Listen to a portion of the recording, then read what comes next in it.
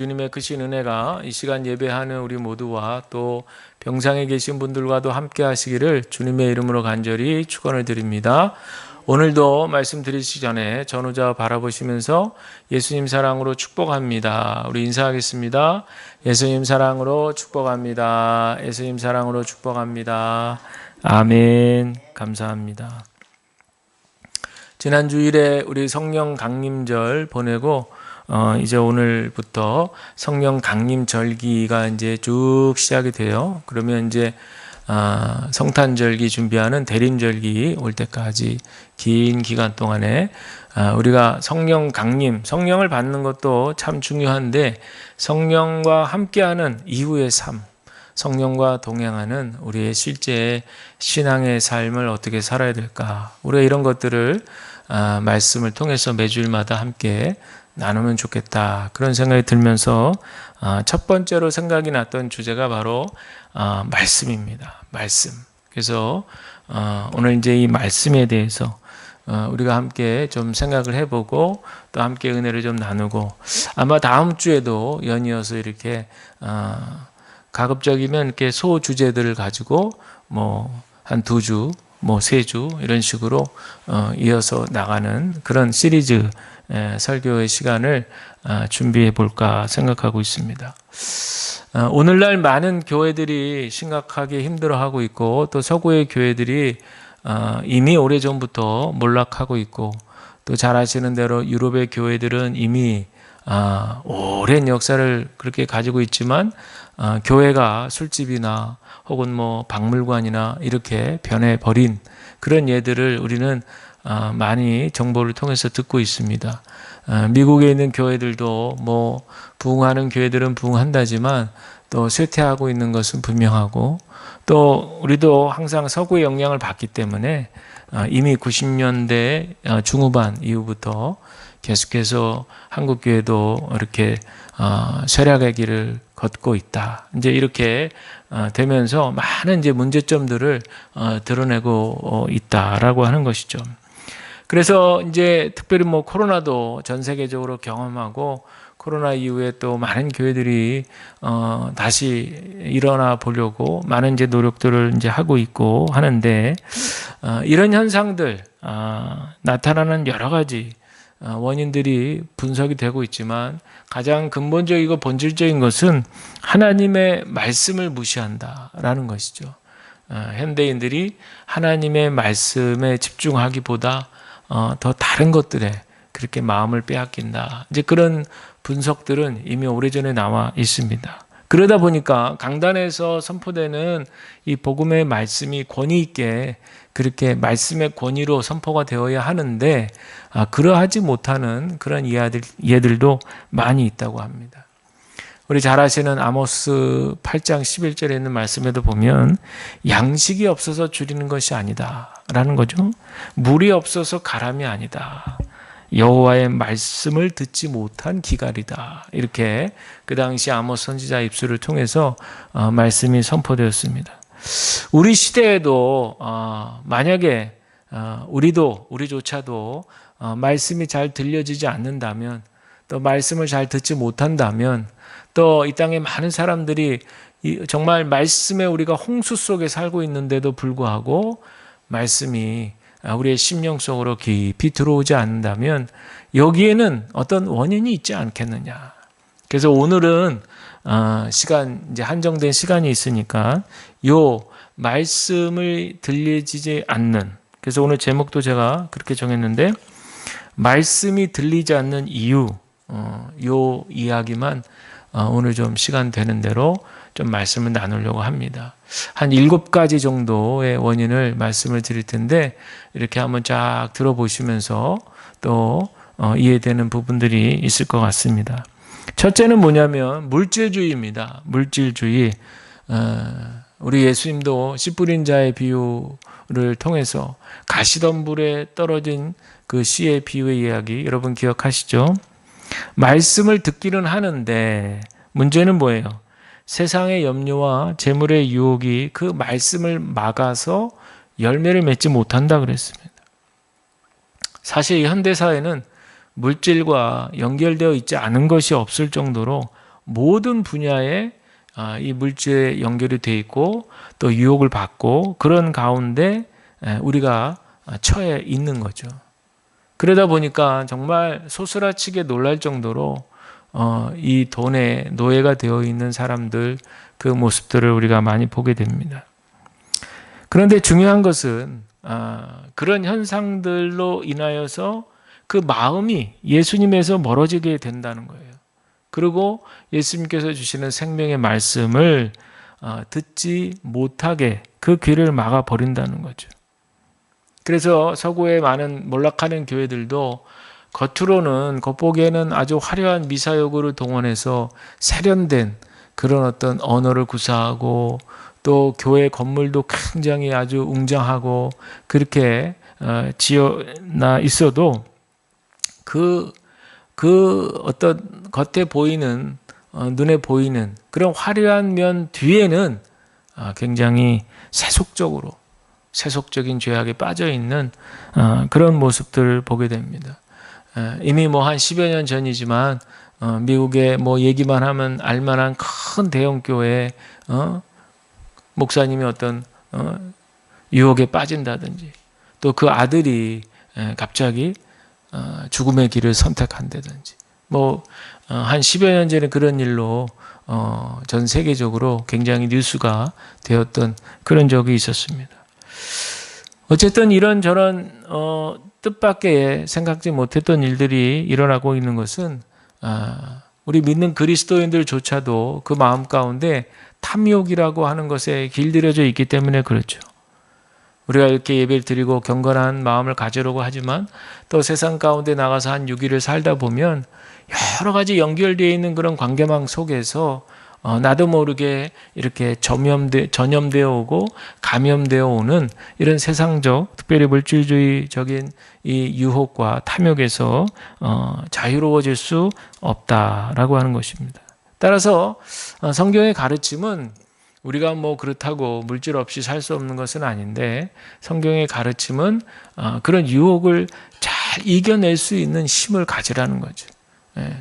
우리도 생활을 해야 되니까 당연히 물질 관계 속에서 우리가 살아야 되는데 중요한 건 우리의 중심에 정말 주님을 바로 모시고 주님과의 그런 온전한 관계 속에서 우리 어떤 일상생활에 물질적인 삶도 지혜롭게 살아야겠다라고 하는 이제 그런 얘기입니다. 두 번째는요, 행동주의라고 하는 겁니다. 행동주의라고 하는 건데 리처드 포스터라고 하는 유명한 영성가가 쓴 영적 훈련과 성장이라는 책에 보면 현대 사회에서 우리를 방해하는 세 가지 요소가 있다. 그건 뭐냐면 소음, 분주함, 그리고 군중 이랬어요. 소음, 분주함, 군중이죠. 저는 사실 이 세 번째 군중에 대한 굉장히 통찰이 깊다 이렇게 생각하는 것이 한때는 이렇게 사람들이 많이 군집하고 군중으로 모여 있고 이런 어떤 심리들이 점점 대형 교회화를 추구하는 어떤 한국 교회 방향이 되어 버렸다. 이제 그렇게 생각이 드는데 바로 이 지점도 지적하고 있는 거예요. 현대 사회에서 우리를 방해하는 그런 요소 중에 하나는 군중이 들어 있어요. 군중만 추구하다 보면은 그 안에 정말 한 영혼을 볼 수가 없고 그 안에 정말 예수님과의 개인적인 관계 이런 것들을 더 중요하게 생각하지 못하는 그런 어떤 일도 일어나게 되는 거거든요. 그냥 전체를 보고 물론 전체를 보고 그 안에서 뭔가 큰 일을 할 수 있고 하지만 그 안에 소외되어 있는 부분들도 볼 수 있는 영적인 눈이 필요하겠다라는 것이죠. 그래서 뭐 하나님께서 큰 교회들도 사용하시지만 또 이렇게 큰 교회에서 그런 부분에 또 좀 회의감을 느끼신 분들은 또 이렇게 작은 교회로 흘러 들어와서 작은 교회 안에서 좀 이렇게 가족적인 그런 분위기로 신앙생활을 하기 원하시는 그러한 분들도 있으시다라는 겁니다. 근데 어쨌든 이 리처드 포스터의 이분은 소음과 분주함 그리고 군중 세 가지를 지적했습니다. 그러면서 이 세 가지에 양적으로나 질적으로 많이 몰두하게 되면 그러면 아마 적들은 승리의 미소를 지을 것이다. 이렇게 얘기를 했어요. 그리고 유명한 심리학자인 칼 융도 뭐라고 얘기하냐면요. 분주함이라고 하는 것은 악에 속한 것이 아니라 그것은 바로 악 자체이다. 이렇게 얘기를 했어요. 그러니까 우리가 너무 바쁜 거, 너무 분주한 거 있죠. 이런 것들도 조금은 이렇게 조절할 줄 알아야 된다는 겁니다. 그래서 우리는 하나님께로 영혼을 사모하는 감각을 받았다 그랬거든요. 그런데 강박적으로 막 시간에 쫓겨 살다 보니까 이 영혼에 대한 생각을 하지 못하고 산다는 거예요. 오히려 바쁘고 분주한 게 더 좋아. 그걸 통해서 워커홀릭이라고 그러죠. 막 그냥 정신없이 일만 하는 거예요. 그러다 보면서 내 안에 있는 고통이라든지 불안이라든지 좌절감이라든지 이런 것들도 다 그냥 일하면서 다 잊어버려. 뭐 이런 식으로 생각을 하는 건데 결코 지워지지 않는 거죠. 직면에서 해결하지 않는 이상은 지워지지 않습니다. 우리 예수님도 마르다 마리아 자매집에 초대를 받았죠.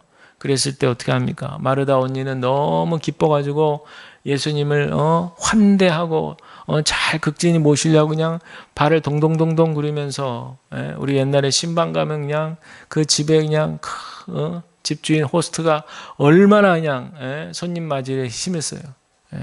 그런데 이 동생 마리아는 자기를 좀 도와줄 것이지 예수님 발치 밑에서 조용하게 가만히 예수님이 한 말씀이라도 하시면 내가 듣겠나이다. 이런 자세로 그에만 못마땅해가지고 예수님께 얘기를 하니까 예수님 뭐라 그럽니까? 너는 많은 일로 염려하며 들떠있다. 이렇게 얘기해요. 그리고 마리아는 좋은 몫을 택했으니 그것을 빼앗지 못한다. 이렇게 얘기하는 거죠. 무슨 말이에요? 동생이지만 마리아의 태도를 본받을 필요가 있다. 이렇게 예수님 분명히 말씀하시는 거죠. 이 바쁜 것, 분주한 것, 여러분들 하루에 시간을 내서 내가 주님과 교제할 수 있는 시간조차 낼 수 없을 정도로 바쁘고 분주하다면 이것은 우리가 한번 생각해 볼 필요가 있다라는 것이죠. 세 번째는 인본주의입니다. 인본주의. 십자가의 고난을 예고하시는 예수님 그 앞에 제자들이 있는데 특별히 좀 감정적으로 좀 흥분하길 좋아하는 베드로가 항변하는 거죠. 예수님 앞에 나와서 어떻게 그러실 수 있느냐는 식으로 그때 예수님이 베드로를 보고 뭐라고 얘기하시냐면 사탄아 내 뒤로 물러가라. 너는 하나님의 일을 생각하지 않고 사람의 일만 생각한다. 이렇게 책망하셨어요. 여러분 인본주의라고 하는 것은 하나님에 대한 인간의 생각이 사람에 대한 하나님의 생각보다 더 중요하게 생각하는 거예요. 오늘날과 같이 이렇게 세속화된 시대에서는 인간 스스로가 모든 것들을 다 해결하려 합니다. 거기다가 AI 인공지능까지 이제는 뭐 아주 가깝게 함께 있다 보니까 인간이 못할 건 없다 이렇게 생각을 하는 거죠. 그러다 보니까 이 인본주의는 어떻게 나타나는 현상이냐면요. 하나님의 뜻을 생각하거나 아니면 내 주변에 있는 사람들의 그 요구에 응답하기보다는 내 자신이 원하는 게 뭔가 그걸 먼저 우선시하는 거예요. 왜? 해결할 수 있으니까. 내가 안 되면 인공지능을 통해서라도 해결할 수 있으니까 1차적인 관심은 내가 원하는 게 뭐냐. 그리고 그것을 받았을 때 나에게 의미가 있는 것이라면 오케이. 그렇지 않으면 그것이 아무리 좋은 가치라 할지라도 거부하는 거죠. 신앙도 같은 맥락에서 그렇게 이해를 합니다.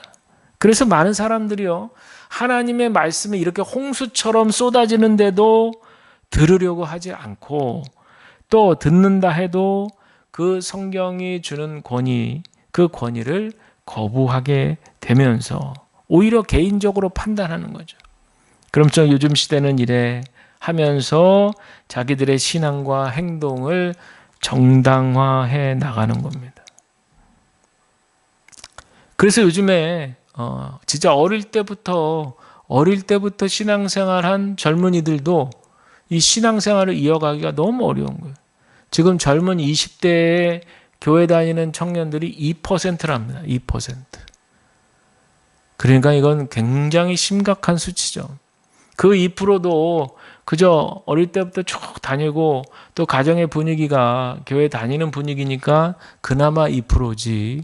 그런 가정도 이제 성인이 되고 나서 또 어떻게 변할지 모르고, 또 우리 어릴 때만 해도 부모님이 안 다녀도 전도되어서 이렇게 일대로 교회 다니기 시작한 분들이 많았거든요.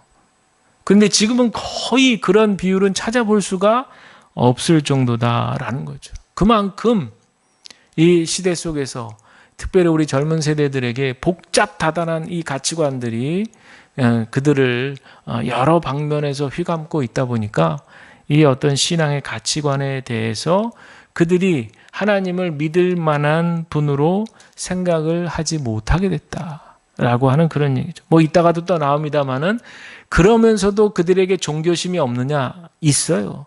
그래서 이들이 대체 신앙을 찾기 시작합니다. 이제 이따가 또 나올 얘기니까 그때 말씀을 드리고, 로마서 1장 21절 말씀에 사람들은 하나님을 알면서도 하나님을 하나님으로 영화롭게 해드리거나 감사를 드리기는커녕 오히려 생각이 허망해져서 그들의 지각 없는, 여기서 지각 없다는 건 미련하다는 거거든요. 미련한 마음이 어두워졌고 사람들은 스스로 지혜가 있다 주장하지만 실상은 어리석은 사람이 되었다라고 하는 거죠.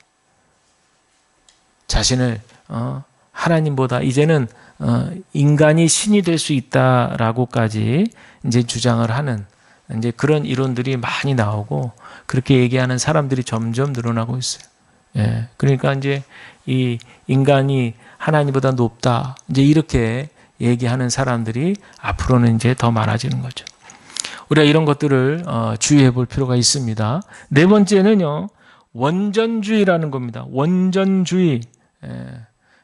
원전, 이 본문, 이 말씀에 이제 해당되는 건데 조금 다른 얘기니까 잘 들으셔야 돼요. 이건 뭐냐면요, 경직된 근본주의 신앙에 대한 경고의 가르침입니다. 신학자 토저라고 하는 분은 이렇게 얘기했어요. 보수주의자라고 자처하는 사람들 중에 어디에서나 성경의 가르침은 들어서 받지만 성령의 가르침은 받지 않는 사람이 있다. 바리새인들 같은 사람이죠. 체험되지 않는 진리.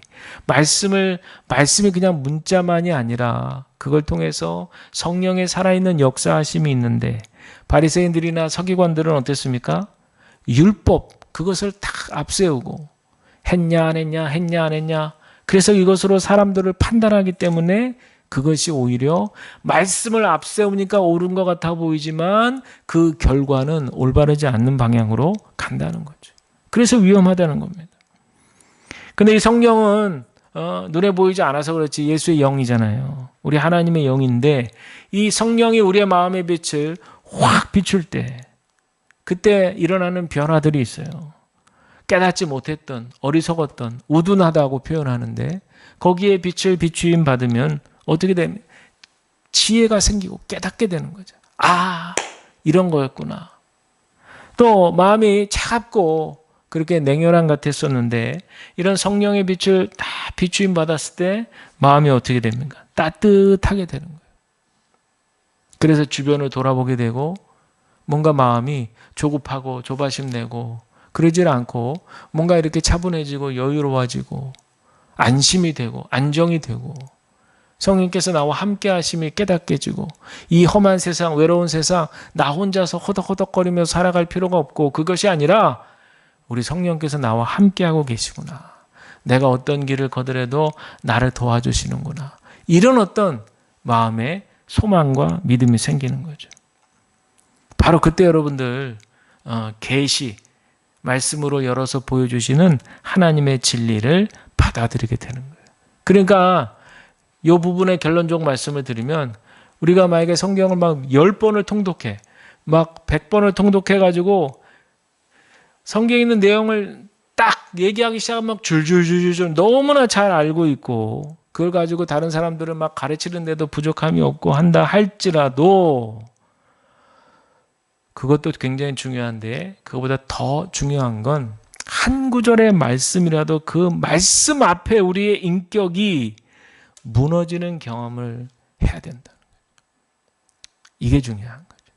그 말씀 앞에 우리의 인격이 무너지는 경험을 하지 못하고서는 아무리 많은 지식을 가지고 있고 그것을 가르칠 수 있다 할지라도 그것은 그저 울리는 꽹과리에 불과하다라는 겁니다. 이 결과는 어떤지 저는 목회하면서 경험했어요. 성경의 지식을 중요시 여기고 많이 가르치고 배우는 교회인데도 불구하고 교회가 쫙쫙 갈라집니다. 교회가 분열이 돼요. 고통을 경험합니다.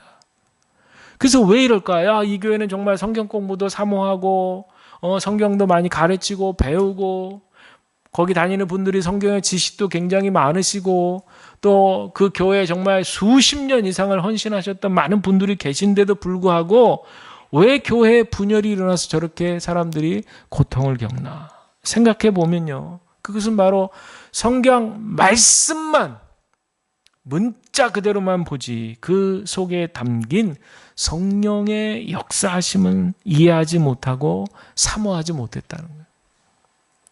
그래서 그 말씀을 앞세워가지고 율법으로 앞세워가지고 율법의 무기로 앞세워가지고 그래서 그것을 칼로 삼아서 사람들을 해치기 쉽다는 거죠. 그러나 여러분 히브리서 4장 12절에 분명히 나와 있지만 하나님의 말씀은 살아있다고 그랬어요. 그리고 운동력, 옛날에 운동력, 지금은 활력이라고 하죠. 활력이 있어서 좌우의 날선 어떤 검보다 예리하여 혼과 영과 및 관절과 골수를 찔러 쪼개기까지 하고 또 마음의 생각과 뜻을 판단하신다고 그랬어요.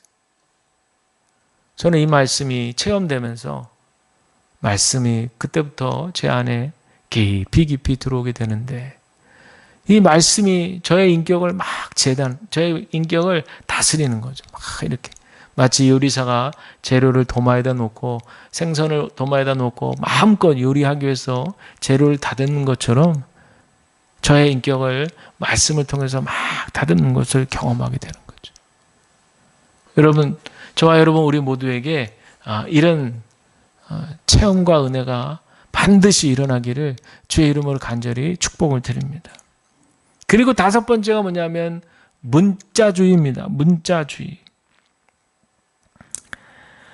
많은 교우분들이 말끝마다 이렇게 얘기합니다. 성경에 이렇게 나와 있잖아. 성경에 이렇게 나와 있잖아. 이렇게 붙입니다. 근데 이것은 한마디로 말하면 맹목적인 신앙이라고 할 수 있습니다. 무슨 말이냐? 성경을 읽으면 무조건 자, 여기에 이렇게 나왔으니까 넌 이렇게 해야 돼 하면서 거기에는 질문도 생각 이런 것들도 말해서는 안 되고 우리 한번 이 말씀을 가지고 우리 각자의 생각을 한번 나눠볼까? 토론해볼까? 이런 것도 허용하지 않는 분위기예요. 즉 율법 안에 딱 구속시키는 거예요. 율법 안에 갇히게 해서 그것으로 인해서 우리가 그리스도 안에서 누려야 될 진리 안에서의 자유를 거부하는 것입니다. 로마서 8장 15절에 보면 너희는 다시 무소하는 종의 영을 받지 아니하고 양자의 영을 받았으므로 우리가 아빠, 아버지라 부르짖는다고 분명히 말씀했습니다. 하나님과 우리의 관계는 여러분 구약시대에는 하나님의 하자도 부를 수 없을 정도로 굉장히 두렵고 무서운 존재였지만 우리 신약시대 예수 그리스도의 십자가의 고난과 부활의 그 영광 너머에는 이제 그 멀리 계시다고 생각했던 하나님과 가까운 아빠 이렇게 부를 수 있는 자녀로서의 친밀한 관계가 됐다는 거죠. 그래서 성령께서는 우리가 하나님의 자녀인 것을 증언하신다고 했습니다. 그렇기 때문에 아버지 되신 우리 하나님께로 우리가 하늘의 영광된 상속도 받고 더불어서 고난도 함께 받는다는 거죠. 그런데 이처럼 율법에 지나치게 중요시하고 거기에 갇혀있고 문자주의에 갇혀있는 신앙은 우리가 삶 가운데 경험하는 고난도 심판으로 받아들이고 죄악의 결과로만 받아들입니다. 물론 그럴 수도 있습니다. 그런 일도 있습니다. 그러나 더 중요한 것은 그런 고난을 통해서 하나님과의 더 깊이 있는 친밀한 관계성으로 보지를 못한다는 거죠. 예수님의 십자가 고난만 묵상해도요, 이 문제는 반드시 해결이 됩니다. 성령께서 역사하시면 그 고난이 바로 예수님의 고난으로 끝나는 것이 아니라 우리에게도 고난으로 경험이 되는 거죠. 따라서 이 문자주의에 빠지게 되면요, 최악의 경우 독단적 신앙, 편협함 이런 거에 빠지게 되는 거예요. 그래서 다른 사람 말은 듣지 않고 자기 주장만 절대적으로 옳다고 확신하고, 때로 다른 사람을 통해서, 공동체를 통해서 말씀하시는 하나님의 음성조차 들으려고 하지 않는다라는 것이 가장 문제가 되는 것입니다. 그래서 우리가 이 문자주의에서 벗어나려면요, 성경을 읽을 때 이 본문이 어떤 배경 속에 있는지, 오늘같이 요한복음 10장 20절 예수님께서 하시는 이 비유의 말씀인데, 요한복음에는 이런 비유의 말씀들이 여러 가지가 있거든요. 예수님 왜 이렇게 당신을 비유로 소개하셨을까? 이런 거에도 좀 관심을 갖고, 또 이렇게 목자와 양의 관계로 특별히 설명하신 그런 이유가 있을까? 그럼 그 당시 팔레스타인의 그 목자들의 삶도 한번 이렇게 뒤돌아볼 수 있고, 그래서 역사적이거나 문화적 종교적인 배경은 어떤지, 그러는 가운데에서 이 본문이 무엇을 말하려고 하는지, 또 실제적으로 그 본문 안에서 무엇을 의미하고 있는지 것들을 설명해 보는 것들, 연구해 보는 게 중요한 거죠. 요즘 나오는 성경책들은 보면 옛날처럼 이렇게 성경 말씀만 돼 있지 않아요. 어떤 말씀이 시작할 때 앞부분에 개괄적인 그런 설명이 들어가 있죠. 이 성경이 저자는 누구고, 연대는 어떻게 되고, 어떤 배경 속에서 이런 말씀이 기록됐고, 이런 것들이 간략하지만 잘 소개되어 있어요. 그리고 주석이 달린 성경들은 매 장이 시작할 때마다 그 밑에 박스로 해가지고 1장의 내용 하면서 정리가 잘 돼 있어요. 그리고 구절마다 좀 어렵다 생각하는 부분들을 해설을 잘 해놨어요. 그러니까 우리가 성경을 읽을 때 그런 것들도 다 참고하시면서, 그런 것들을 전반적으로 배경을 다 보시면서, 그리고 나서 말씀 속으로 들어가는 거 하고, 그냥 바로 문자 그대로만 이렇게 하나님의 말씀이니까 하면서 그렇게 보는 것과는 분명 차이가 있다라는 사실을 기억해야 됩니다. 너무 한 글자 문자에만 집착하면요, 생각하고 질문하고 또 그 말씀을 가지고 함께 내 삶에 부딪혀서 나누기도 하고 또 토론도 하고, 이런 것들을 하지 못하게 하는 거예요. 맹목적으로 그냥 믿기만 해라, 이렇게 되는 거죠. 고린도후서 3장 6절에도 문자는 사람을 죽이고 영은 사람을 살린다 했는데, 성령께서 운행하는 그 통로들을 우리가 막지 말아야겠다라는 겁니다. 자, 그리고 여섯 번째는 지성주의입니다. 지성주의. 이제 여섯 번째 지성주의, 일곱 번째는 또 반대로 반지성주의. 이 두 가지만 말씀을 드리면 끝입니다. 예수님이 우리에게 영원한 생명을 주기 위해서 오셨는데, 우리가 그 생명, 영원한 생명을 이어가려면 하나님 말씀을 다 먹어야 됩니다. 그런데 이 말은 말씀에 대해서 생각하거나 우리가 또 함께 토론할 수도 있어요. 그런데 거기서에만 멈추면 또 안 되는 거예요. 이 앞전에서는 우리가 생각해야 된다, 토론도 할 수 있어야 된다, 함께 느낌도 나눌 수 있어야 된다, 이제 이렇게 말씀을 드렸는데, 이번에 말씀을 드린 것은 생각하고 토론하는 거 할 수 있고 좋지만 거기에만 멈춰서는 안 되는 거예요. 요한복음 5장 39절 40절에 예수님 뭐라고 그러시냐면, 너희가 성경을 연구하는 것은 영원한 생명이 그 안에 있다고 생각하기 때문이다. 성경은 나에 대하여 증언하고 있다. 그런데 너희는 생명을 얻으러 나에게 오려 하지 않는다 그랬습니다. 즉 성경에 대한 지식만으로는 영적 생명을 얻을 수 없다, 그런 얘기입니다. 제가 전에도 말씀드렸지만 서구 사회는, 우리도 이제 서구 사회의 영향을 받는 것인데, 이거는 전 세계적이죠. 그리스 로마, 그리스 헬라 철학 그 시대에 얼마나 전 세계에 영향을 미쳤는지, 지금까지도 시대가 이렇게 흘렀는데도 그 영향력 아래에 있음을 알 수 있습니다. 서구 사회는 뭐든지 이렇게 개념을 정리하는 걸 좋아해요. 지식을 정리하고 우리 학생들 공부하는 것도 다 그런 식이죠. 이 개념이 뭐냐?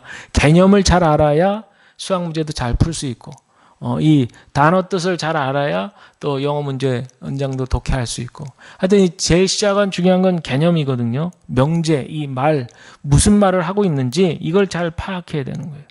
그런데 옛날에 그 히브리 사람들, 이스라엘 백성들은 이 진리를 표현하는 데 있어서 이렇게 헬라 사람들처럼 개념적으로 설명하지 않고 깊은 인격적인, 살아있는 인격적인 관계로 그 개념을 파악했어요.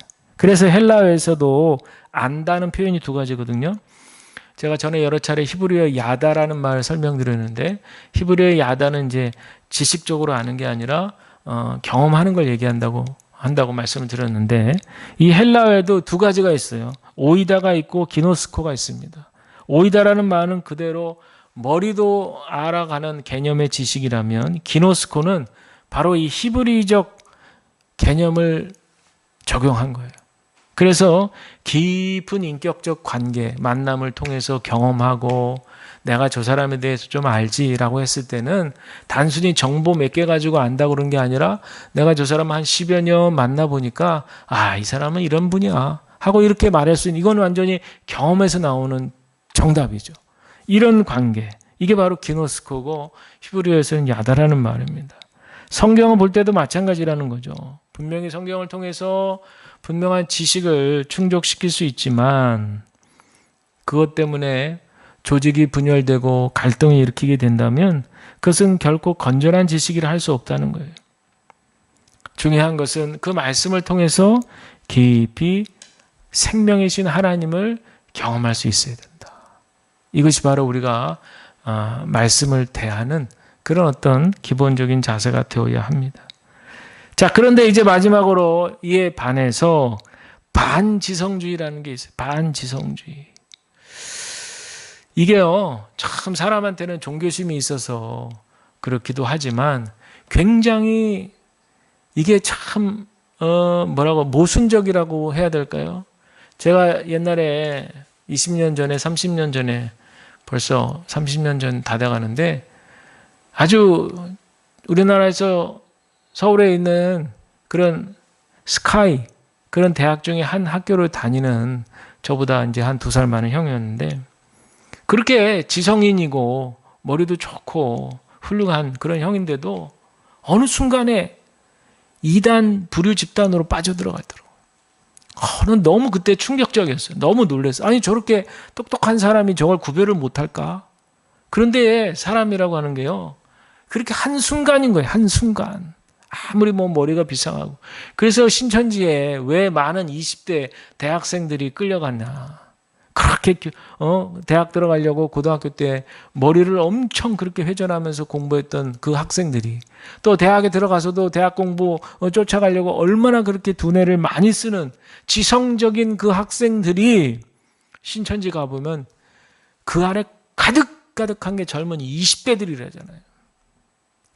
그러니까 이게 설명이 안 되는 거예요. 설명이 안 돼. 물론 이제 그 사람들은 전략이 있어요. 그들의 논리, 이제 대학생들의 논리를 중요시하는 걸 알고 그들만의 논리를 가지고 그들을 설득시키는 또 이제 그게 첫 번째고 두 번째는 그들에게 필요한 게 뭔지를 감정적으로 접근해가지고 가령 예를 들면 외롭다든지 우울증이 있다든지 그런 거 있는 거를 아주 수개월 동안에 보고서 그러고 나서 그 부분을 탁 건드려가지고 마음을 그냥 와락 무너지게 한다든지 하여튼 그런 두 가지 방법을 써가지고 사람을 이제 포섭하는 거예요. 제가 신천 얘기 잠깐 드렸지만 사람들이요 다 그렇게 현대 사회가 지성적이고 막 지식이 뛰어나고 막 그런 것 같아도 사람들 마음엔 다 종교심이 있습니다. 그래가지고요 오늘날에 특별히 동양의 신비주의 그런 운동들이 많이 보편화되면서 사람들 그것들을 쫓아요.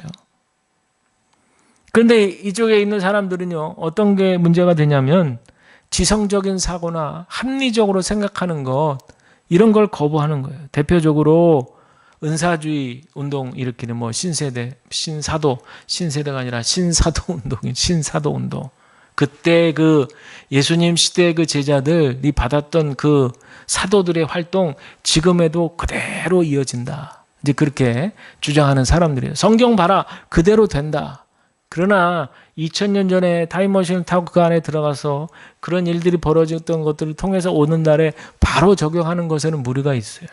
그래서 이제 아까 앞서도 쭉 제가 설명드린 대로 그렇게 문자적으로 적용하는 것이 아니라 그 시대에 일어났던 그 일들, 그 문화적인 배경들, 종교적이고 사회적인 배경들 속에서 예수님께서 그 제자들 통해서 하셨던 그 사역들, 그것들을 통해서 2000년이 지난 지금 우리에게 주고자 하는 교훈이 뭔지를 찾아내는 게 이제 해석이죠.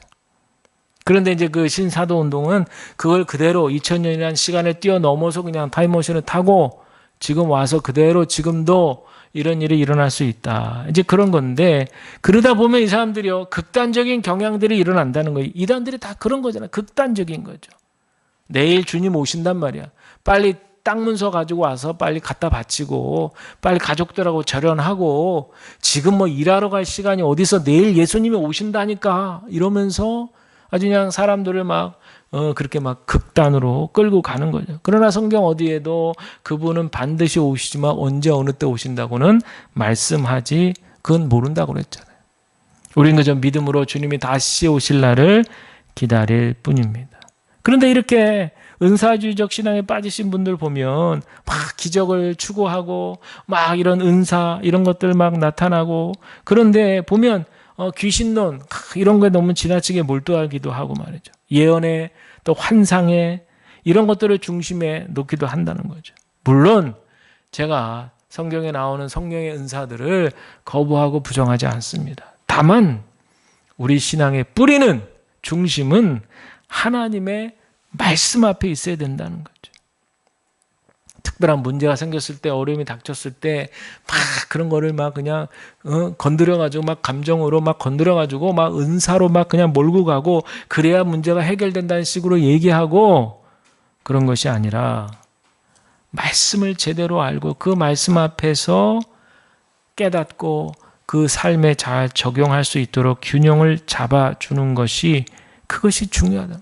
초대교회 때도 여러분 보세요. 막 그렇게 성령의 역사가 일어났고 많은 기적들이 일어났어요. 베드로가 막 말씀을 전하고 막 사람들이 막 회개하고 기적이 일어나고 여러 가지 일들이 있었죠. 그러나 그런 일들만 있는 것이 아니라 또 시간이 지났을 땐 사도 바울을 통해서 성령으로 살며 성령으로 행하라. 성령의 열매를 또 강조했어요. 갈라디아서 교회에 그렇게 막 이단들이 침투하고 그랬을 때 중심을 잡고 성령으로 행하는 삶을 살라고, 성령의 열매를 맺으며 살라고 바울이 또 강조했습니다. 그러니까 성경을 한쪽으로만 치우쳐서 보면 안 된다는 거죠. 전체를 다 보는 거죠. 성령의 은사를 강조할 수 있어요. 성령의 은사를 사모할 수 있어요. 그것을 위해서 기도하는 것 나쁜 것이 아니죠. 그러나 거기에만 정답이 있다고 생각하고 거기에만 올인하고 거기에만 중심을 잡으려고 한다면 그것은 문제가 될 수 있다. 결국엔 성경 전체에서 하나님이 말씀하신 것은 바로 성령의 열매를 맺는 것이죠. 바로 우리 감리교회 신앙이 이 신앙 아니겠습니까? 뜨거운 어떤 열정과 신앙을 가지고 주님을 만난 체험을 가지고 이 땅 가운데 하나님의 나라를 이루어가는데 결국에는 성화, 거룩된 삶을 추구하면서 주님 만나는 그날을 맞이하는 거죠.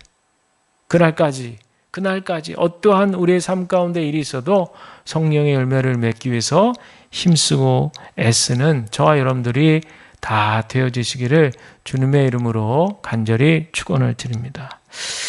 다음 주일에는 계속해서 그렇다면 우리는 어떻게 해야 하나님 말씀을 들을 수 있는가에 대해서 다음 주는 좀 더 간략하게 정리해서 나누도록 하겠습니다. 자, 우리 이 시간에